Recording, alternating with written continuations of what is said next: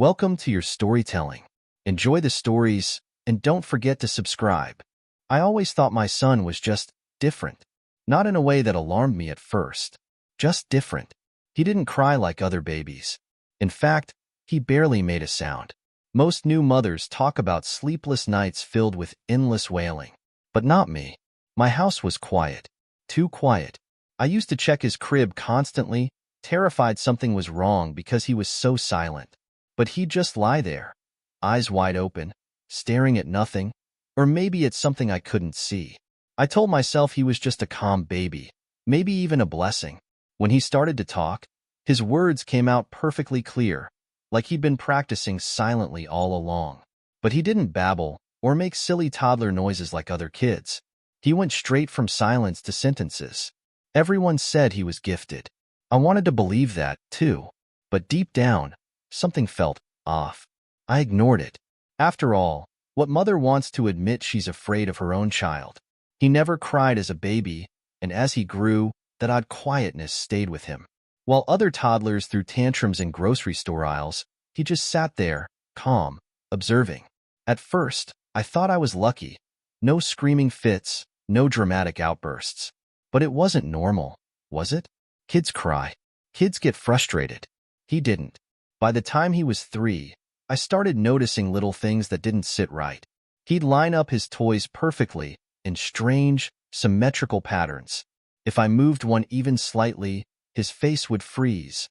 Not in anger, but like he was recalculating something. Then he'd quietly put it back, his tiny fingers precise and controlled. No fuss, just focus. And there was the smile. It didn't reach his eyes. I'd make silly faces, tickle him. Anything to see that natural giggle kids have. But his laugh felt rehearsed, like he was mimicking what he thought joy should look like.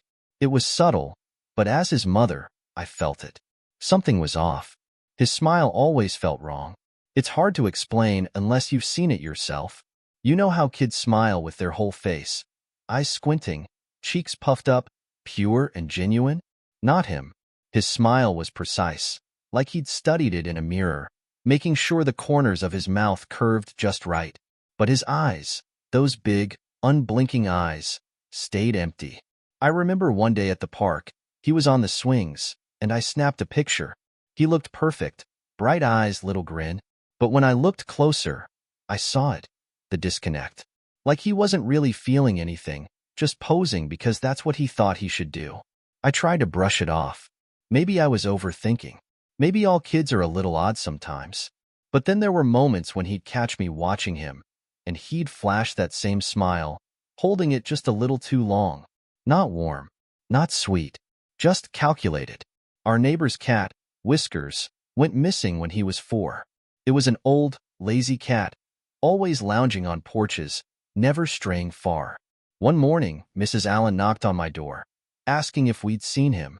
I said no, but when I turned to my son, he was just standing there, staring at us with that too wide smile. Later that day, I found him sitting in the backyard, staring at nothing, his hands buried in the dirt. I asked what he was doing. He shrugged and said, "Just digging." His tone was flat, like he didn't care whether I believed him or not. I told myself I was being ridiculous, but a knot formed in my stomach. When I tucked him in that night, he whispered. Maybe the cat ran away because it was bored. His face was blank, but there was a glint in his eyes. Something cold, something that didn't belong in a child's gaze. To everyone else, he was the perfect child. Teachers loved him. Polite, smart, never caused trouble. At parent-teacher conferences, they'd gush, "He's so mature for his age." I'd smile, nod, pretend to be proud. But inside, I felt like a fraud. At home, he was different. He wasn't cruel or mean, just absent. Like he was performing for the world, but took off the mask when the door closed. No warmth, no spontaneous hugs like other kids give their moms. Conversations were surface level. He'd answer questions but never share thoughts. One evening, I watched him set the table. Forks perfectly aligned, napkins folded with military precision. Not normal for a 6-year-old. I joked, "You'd make a great waiter someday."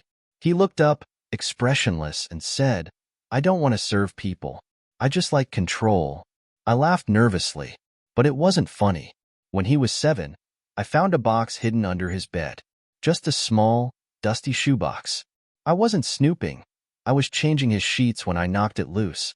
Curiosity got the better of me. I opened it. Inside were broken things.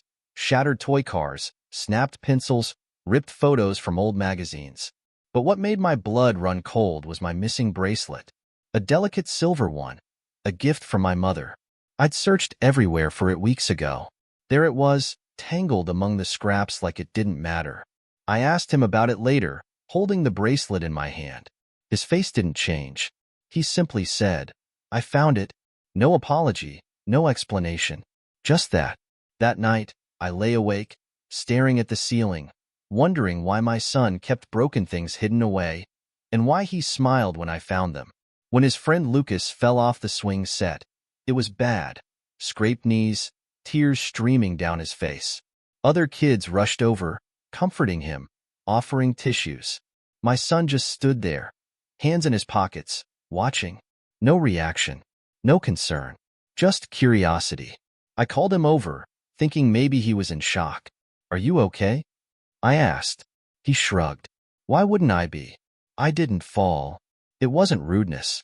It was genuine confusion, like the idea of feeling bad for someone else didn't register. Later, at home, I asked why he didn't help Lucas. He looked at me, tilting his head slightly, and said, "Crying doesn't fix anything. So what's the point?" I felt a chill run through me. Most kids grow out of selfishness as they learn empathy. But what happens when a child never feels it to begin with? When he was 7, he brought me a drawing from school. Kids usually draw houses, families, maybe a son with a smiley face. But not him. It was a picture of me, except my face was scribbled out with dark, jagged lines. The rest of the picture was neat, too neat. There was a small figure standing next to me, smiling wide, holding something red. Crayons, of course, but the red stood out. I tried to keep my voice light. "What's this, sweetheart?" He didn't even glance at it. "It's just for fun," he said flatly, like it didn't matter. I pinned it to the fridge anyway, pretending it was normal. But every time I walked past, it made my skin crawl. It wasn't the scribbled face that got me. It was the precision of everything else. The straight lines, the symmetry, the smile on that little figure next to me. I told myself he was just being creative. That's what kids do, right? But deep down, I knew it wasn't just for fun. Most kids lie. They'll tell you they didn't eat the last cookie, even when crumbs are all over their face. But when my son lied, it was different. Effortless. No stammering, no nervous tics. His face stayed calm, his eyes steady. One day, I found the living room lamp shattered on the floor. Just me and him at home. I asked what happened. Without missing a beat, he said, "It wasn't me." No panic, no guilt, just a statement, like it was the truth. But here's the thing. He was the only one in the room. When I pressed him, his face didn't change. No frustration, no defensiveness, just silence. Eventually, he walked away, like the conversation bored him. That's when it hit me. He didn't lie to avoid trouble. He lied because he could. Because watching me question reality gave him some kind of quiet satisfaction. And that scared me more than the broken lamp ever could. Sometimes, I'd catch him just staring at me. Not the sweet, adoring gaze kids give their moms. This was different. His eyes were blank, like he was looking through me, not at me. One night, I was reading on the couch. I glanced up, and there he was, standing in the hallway, half hidden in shadow, just watching. I smiled and said, "Hey, kiddo, what's up?" He didn't answer, didn't even blink, just kept staring. After a long pause, he finally said, "Nothing." His voice was flat, distant. Then he turned and walked away, like it was nothing. But I sat there, heart racing, feeling like I just brushed against something wrong. It wasn't a look of love or hate. It was emptiness. And the worst part? I couldn't tell if he was observing me like a person or like an object. There was an old vase in the hallway, a gift from my grandmother. One morning, I found it shattered on the floor. Pieces everywhere. I called him over. "What happened?" He glanced at the mess and said, "I don't know. Maybe the wind knocked it over. The windows were closed. No breeze. But he stood there, calm, not a flicker of emotion on his face. No fear of getting in trouble. No guilt. Just indifference. I stared at him, waiting for something. A nervous twitch, a hint of discomfort. Nothing. So I changed tactics. Are you sure? It's okay if it was an accident. His eyes met mine, sharp and steady. I said it wasn't me. That's when I realized. He wasn't trying to convince me. He didn't care if I believed him or not. The lie wasn't about hiding the truth. It was about control. And he had it. I had a nightmare about him once. In the dream, I was running through our house, but it felt unfamiliar. Dark, endless hallways twisting into places that didn't exist. I was looking for him, calling his name, but my voice didn't make a sound. Then I found him, standing at the end of a long corridor, smiling that empty smile. He didn't move, just stared. I woke up breathless, heart pounding. But what made my blood run cold wasn't the dream itself. It was the fact that he was there, in real life, standing beside my bed, watching me. I jolted. What are you doing? I gasped. He didn't flinch. You were breathing funny, he said softly. I laughed it off, told myself it was just a coincidence. But deep down, I knew it wasn't. That night, I locked my bedroom door for the first time. His 8th birthday party was the moment I stopped pretending. We'd invited his classmates, decorated with balloons, set up games, everything kids love. But he didn't care. He sat there, stiff and distant, watching the chaos like an outsider. When it was time to blow out the candles, everyone sang. He smiled for the crowd, but it wasn't real. His eyes didn't match his face. Later, after the guests left, I found him alone in his room. No excitement, no playing with his new toys. Just sitting, staring at the wall. I asked, "Did you have fun today?" He looked at me, expression blank. I liked when they sang. They all did what they were supposed to. Not, "I had fun," or "I liked my gifts." Just that. That's when I realized. He didn't crave connection. He craved control.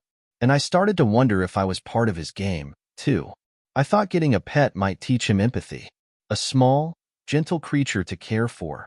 A goldfish named Bubbles. Simple, right? At first, he showed interest, watching it swim in lazy circles. But something about his fascination felt off. It wasn't curiosity. It was observation, like he was studying an experiment. One morning, I found the tank cloudy. Bubbles floated at the top, lifeless. I tried to hide my shock, but my son didn't even blink. I asked, "What happened?" He shrugged. "Fish are boring. They don't do anything. No sadness. No remorse. Just a flat statement, like he was describing a broken toy." I buried the fish alone, my hands trembling. I realized then, you can't teach empathy to someone who doesn't feel it. I thought I was imagining things, until the message arrived. A simple envelope with no return address slipped under our door. Inside was a note. "Watch him closely." That's it. No name, no explanation. Just those 3 words in neat, blocky handwriting. My heart raced as I reread it. Who sent this? A neighbor? A teacher? Someone who'd seen what I was too scared to admit? I wanted to confront my son, but what would I even say? Instead, I tucked the note into a drawer and started watching him more carefully, tracking his routines, his reactions. The thing is, I think he noticed, because after that day, his smile got wider. We took a trip to the beach, hoping fresh air might change something. Families laughed, kids built sandcastles. But not him. He sat on the shore, digging perfect, symmetrical holes. No castles, no play, just patterns in the sand. I asked, "Don't you want to swim?" He didn't look up. Water's just water. That night, we stayed in a small rental house. As I drifted off, I felt it, that sensation of being watched. I opened my eyes. He was standing in the doorway, silhouetted by the moonlight. Just watching. I whispered, "Are you okay?" He tilted his head slightly. "I was wondering what you look like when you sleep." I locked the door after he left. One morning, I caught my reflection in the bathroom mirror. I didn't recognize the woman staring back. Tired eyes, tense jaw, fear etched into every line. I wasn't scared of monsters under the bed. I was scared of the boy sleeping in the next room. But here's the worst part. I saw a flicker of him in me. The way I studied him, the way I tracked his every move. Obsessed, controlled by fear. What if he wasn't the only one changing? What if I was, too? That thought haunted me more than anything. Because it wasn't just about him anymore. It was about what he was turning me into. I found it by accident. A small drawer in his desk, stuck halfway shut. I wasn't snooping. I swear I wasn't. I was cleaning, trying to distract myself from the growing fear curling inside me. It didn't open easily. I had to wiggle it free, and when I did, my heart stopped. Inside were little objects. A watch that didn't belong to us, a broken keychain, a faded photo of a family I didn't recognize. Items that seemed meaningless, but weren't. Trophies. I picked up the photo, my fingers trembling. Why did he have these things? When I confronted him, he didn't even flinch, just glanced at the drawer and said, "They're just things." But they weren't just things. Not to him. Not to me. Late one night, the phone rang. I answered, half asleep, expecting a wrong number. But the voice on the other end wasn't a stranger. It was Mrs. Allen, our old neighbor. The one whose cat went missing years ago. Her voice was shaky. "I don't know why I'm calling. I can't stop thinking about him. Your son." My throat went dry. She continued. "I saw him the day Whiskers disappeared. He was just sitting there, staring at me. I thought it was nothing, but his eyes." I didn't know what to say. After we hung up, I sat in the dark, gripping the phone, my heart pounding, because I'd seen those eyes too. And I didn't have an explanation either. I decided to test him, not a big test, just something small. I pretended to hurt my hand while cooking, letting the knife slip, yelping in pain. A normal child would rush over, ask if I was okay, maybe even panic a little, but not him. He looked up from his book, his face blank, and calmly said, "You're fine." No concern, no curiosity, just a cold observation. I pressed a tissue to the small cut, my hands shaking, not from the pain, but from the realization. He didn't even pretend to care. Not for me, not for anyone.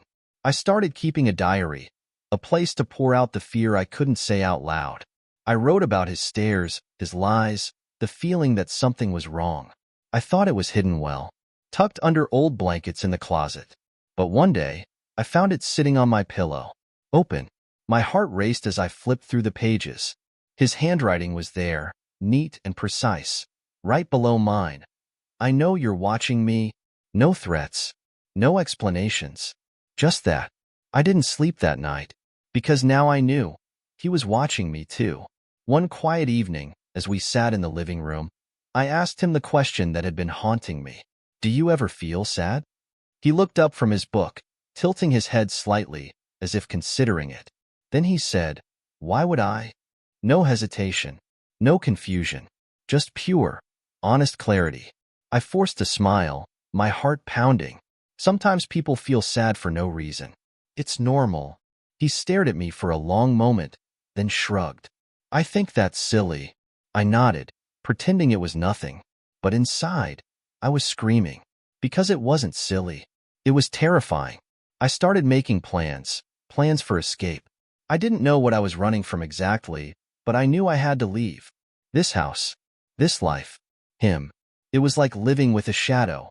Always there, always watching. I tried to tell myself I was being paranoid, but I couldn't shake the feeling that he was the one controlling everything. I had to get out before it was too late. I started saving money secretly, stashing small amounts here and there. I researched places to go, ways to disappear. But every time I thought I was one step ahead, I felt his eyes on me, watching, waiting. I couldn't shake the feeling that he knew what I was planning. I was being hunted in my own home, and no matter how fast I ran, he was always one step ahead.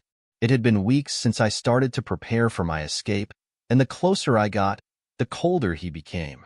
I'd catch him watching me more often now, standing in the doorway, behind corners, just staring. One afternoon, I was sitting at the kitchen table when I saw him again, standing in the hallway, just watching. This time, I didn't look away. I stared back, heart pounding in my chest. His face was expressionless, but his eyes, those eyes, were like ice, unblinking. "I know what you're doing," he said, his voice low, almost a whisper. My heart stopped. "How long have you known?" I asked, my voice barely audible.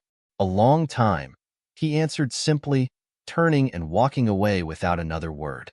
And just like that, the illusion of control I thought I had shattered. The next morning, I found a note on my pillow. No words, just a drawing.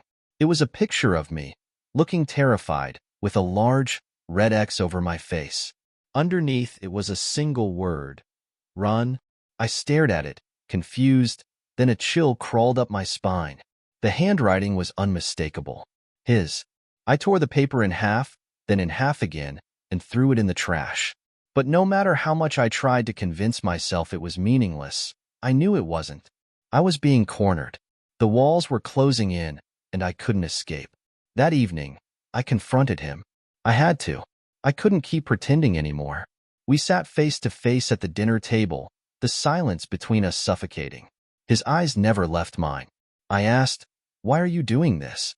He tilted his head, as if the question was absurd. "Doing what?" "You know what I mean. The watching, the notes, the stares." He didn't flinch. "I'm not doing anything. I'm just waiting." "Waiting for what?" I asked, voice rising. He finally broke the silence with a small, almost imperceptible smile. "For you to understand." I swallowed hard, the weight of his words settling over me like a dark cloud. I wasn't ready for the answer. Later that night, I found him in the living room, sitting in the dark. I thought maybe I could reach him, talk to him like a mother does to her child. Maybe I could pull him back from whatever dark place he'd gone to. But as I sat down next to him, I saw something that made my blood run cold. His eyes were no longer empty. They were full of something else now. It was like I could see the gears turning in his head, calculating, measuring. "You were always afraid of me," he said suddenly, breaking the silence. I felt my throat tighten. "No, I wasn't." "Liar," he whispered, a cold smile forming on his lips. "You've always been afraid." I didn't know what to say. Because he was right. I was afraid of him. The next few days felt like I was walking on a tightrope. I couldn't breathe without feeling like something was watching me, always hovering. I tried to act normal, smiling, making dinner, pretending everything was fine. But inside, I was unraveling. It was like an invisible hand was pushing me closer to the edge, always there but never quite visible. One night, I decided to test him. I pretended to fall asleep, listening for any sign of movement. Hours passed. The house was silent, too silent. Then, just before dawn, I heard a soft click. I opened my eyes, heart racing. He was standing at the foot of my bed, staring down at me, unblinking. "I know you're awake," he whispered. And in that moment, I realized I wasn't the one in control anymore. It wasn't until after the note, the stare, the conversation, that I realized this had always been a game. He was playing me. The worst part? I didn't even know the rules. One morning, I woke up to find my things rearranged. Little things, nothing huge. My shoes placed in odd spots, my makeup scattered across the bathroom counter, but it was enough to make me question everything. I asked him if he had touched my things, and he just smiled. Maybe. It wasn't a denial. It was a challenge. And I realized everything, every little interaction, was part of a game. His game. He controlled the board, and I was just a pawn. I tried to reach out. I tried everything. I asked him questions, tried to connect, to understand what was happening to him. But the more I pushed, the more distant he became. One evening, I sat next to him in the living room, watching the television. I thought, maybe if I just sit quietly, let him come to me. But as the minutes passed, I noticed something. He wasn't watching the TV. He was watching me. And that's when I realized I didn't need words. His silence spoke volumes. It was more terrifying than any confession could have been. Something strange started happening after the last conversation. The silence between us became oppressive. I'd hear footsteps in the hall at night, but when I looked, no one would be there. The house would creak with every shift of the floorboards, but I'd find him perfectly still, sitting in his room, eyes focused on some unknown point in space. I stopped asking questions. I stopped trying to reason with him. And that's when I realized how much he had changed me.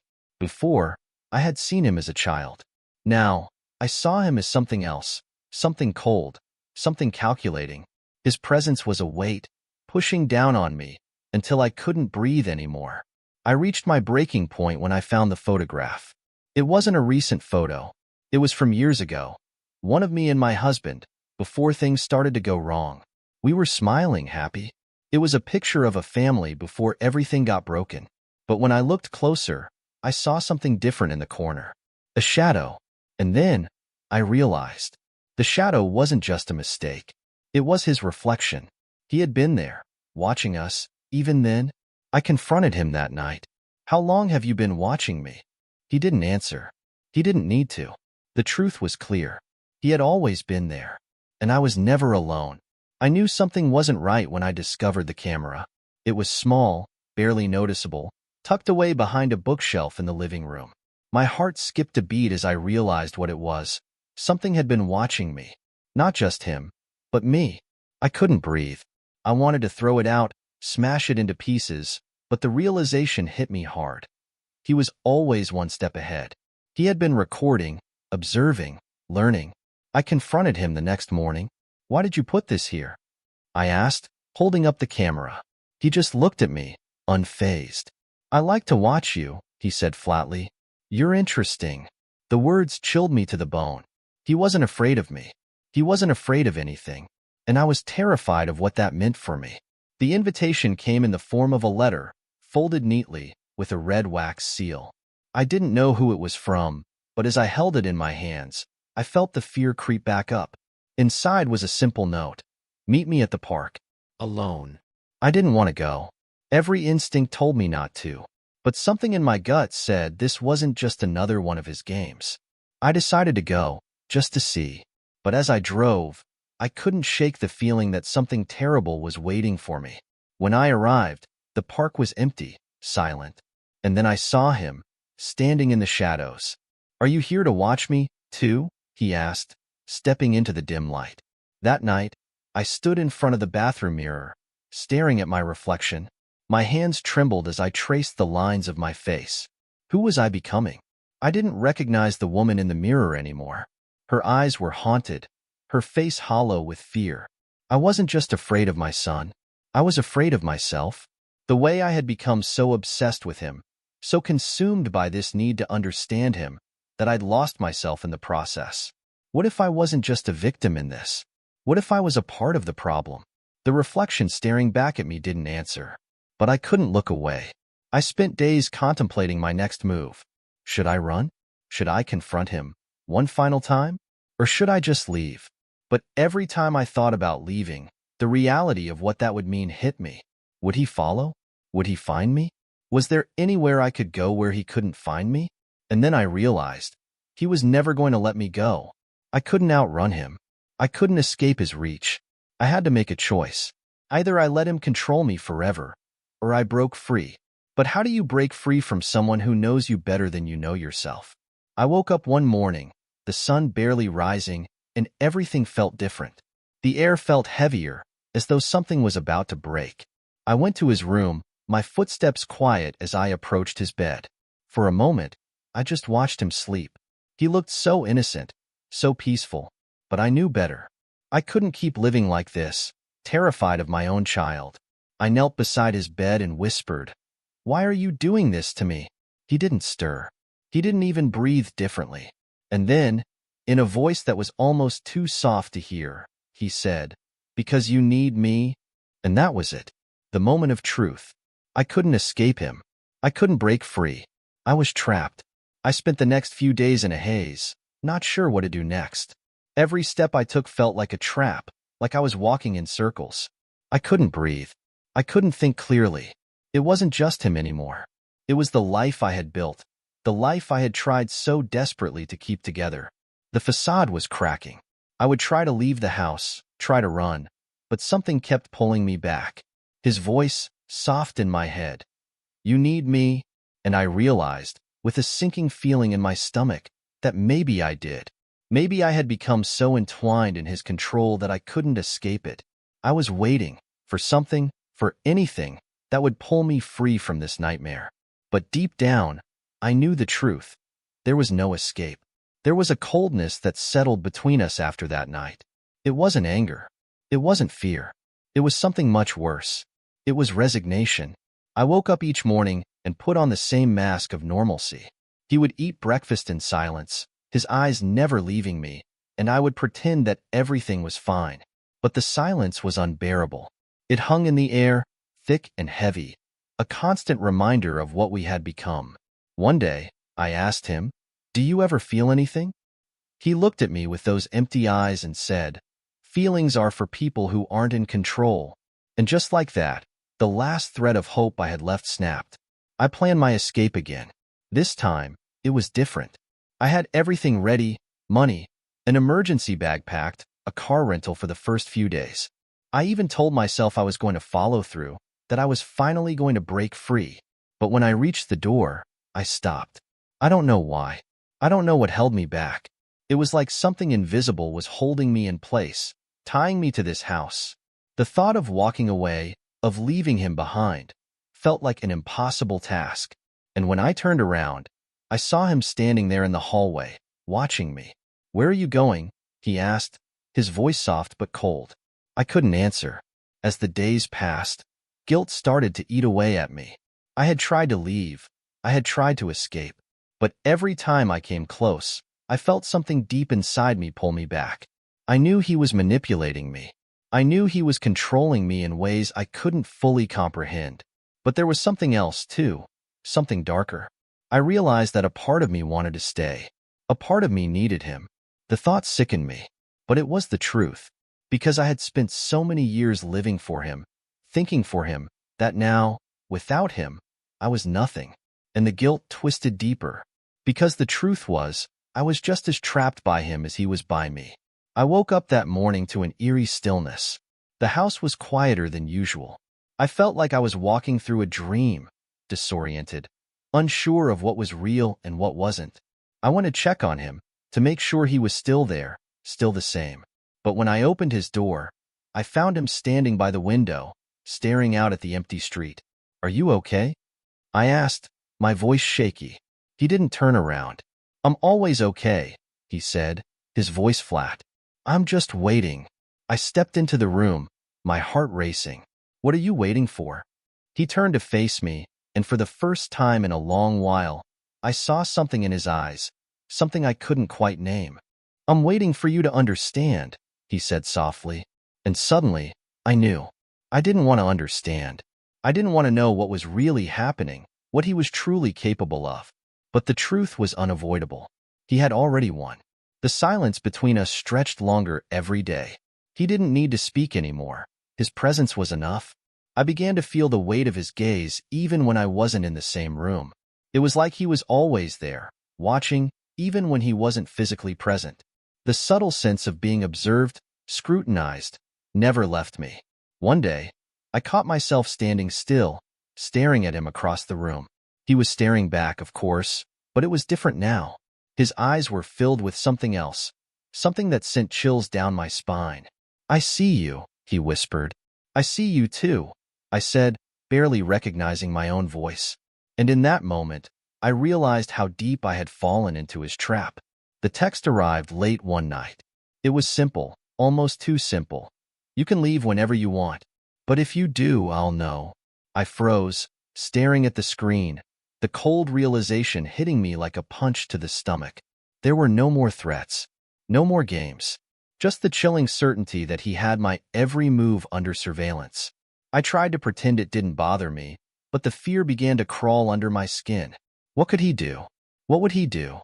I deleted the message, but it didn't erase the feeling of being trapped.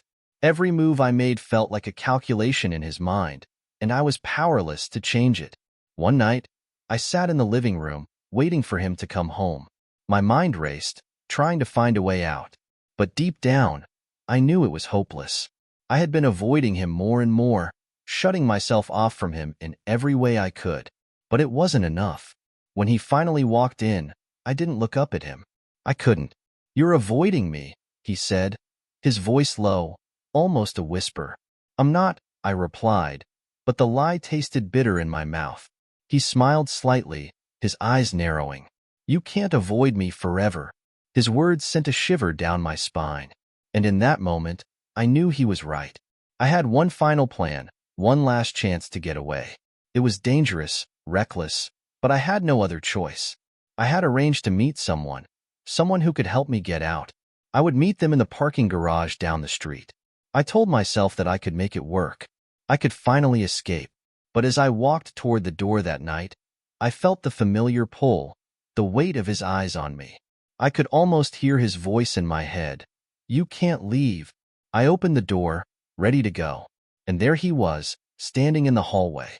"Where do you think you're going?" he asked, a smile playing at the corner of his lips.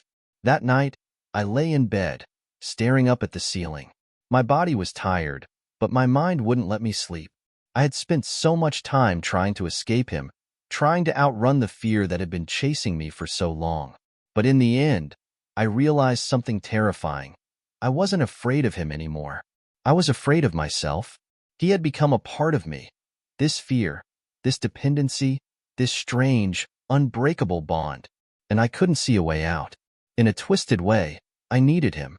I needed the control he had over me. Without it, I was nothing. The realization was suffocating, and I couldn't breathe. I was trapped, and I always would be. One morning, I found myself staring at my reflection again. The same hollow face, the same empty eyes. I looked like someone else now, someone who had lost everything. It was as if the woman I had been had disappeared. There was no joy left, no hope. There was only him, always him, in every corner of my mind, my life. I wondered if he was right, that I needed him, that I had become so entwined in his world, so dependent on his control, that I couldn't exist without it. I reached out and touched the glass, my fingers trembling. And then, in the reflection, I saw something I hadn't noticed before. A tiny crack. Maybe it was the start of something. Maybe not. But in that moment, I realized that I had to keep fighting, if only for myself. Days blurred together, the same routine over and over. I would wake up, go through the motions, and then repeat it all. But I had reached a breaking point. Something inside me had shifted. The fear, the helplessness. It was no longer the same. I sat in front of him one evening, looking straight into his eyes, and for the first time in a long while, I felt something shift within me. "What happens now?"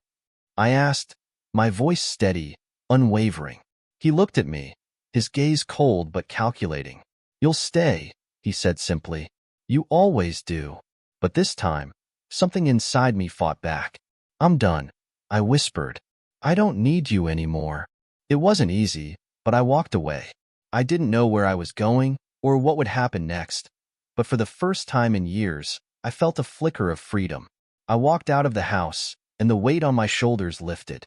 He didn't stop me. He didn't try to control me anymore. I realized then that the most terrifying part of it all was that I had been the one holding me captive all along. As I left, I could still feel his presence in the back of my mind, but I didn't look back. I didn't need to. I was finally free.